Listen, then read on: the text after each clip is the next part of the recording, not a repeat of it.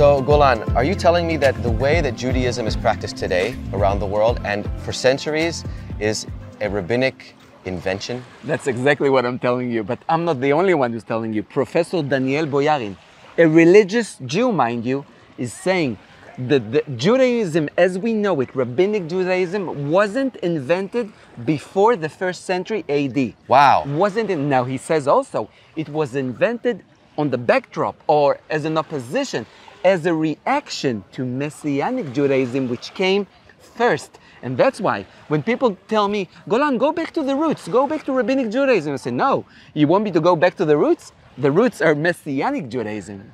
Which, and all of this flies in direct contradiction to the unbroken chain of the oral law. So that's another brilliant invention that the rabbis had to make. Why? Because this professor, the same professor, Boyarin, is saying that both Judaisms, Messianic one and rabbinic one, both of them has the concept of the logos, the word, in the center of the religion practice. Now he said Messianic Jews made, the logos became flesh. So for Messianic Jews, the logos is the Messiah. Okay. For the oral law, for rabbinic Judaism, John 1. Exactly, but for rabbinic Judaism, Boyarin says they also believe in the logos, but their logos became the oral law. That's why I always say, every Jew alive today has to pick, has to choose from only two New Testaments, either the Messianic New Testament or the rabbinic New Testament.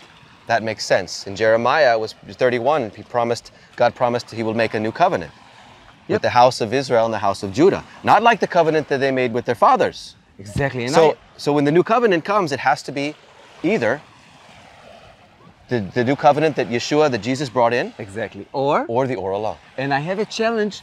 If we have any Jewish viewers, I have a challenge for you.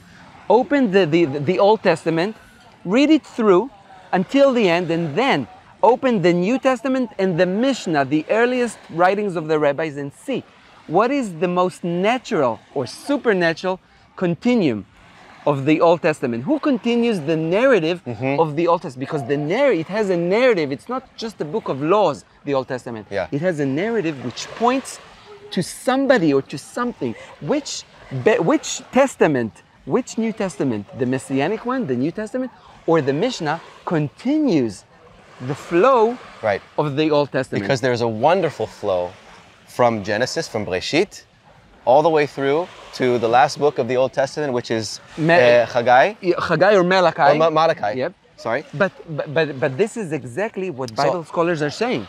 They're saying the Torah is not a book of laws. The Torah is a book of narrative which has laws in it. Right. But if it's a book of narrative, it points to something beyond the Torah itself. And that's the biggest issue with the rabbinic Judaism. Rabbinic Judaism says the Torah is the end. The purpose of the Torah is the Torah. Is the Torah, is the law. Now, Bible scholars and Messianic Jews say the Torah is wonderful, is holy, but it has a purpose outside of itself. And the purpose is Yeshua himself. Wow. And it leads directly into that from the last book of the Old Testament to the first book of the New Testament. If you read Malachi, the prophet Malachi, and then you read the first gospel, and scholars believe the first gospel is Mark, you see Mark is quoting Malachi and saying, it was fulfilled. He came, he is here, and he's the Messiah. So this is why we need to question the roots of our Judaism, the roots of our faith. So thank you, Golan, and if you like this content, give it a thumbs up. And don't forget to subscribe, hit the notification bell so you can be the first to know when new videos come out. And leave your comments down below. Thank you for watching. God bless you all. Amen.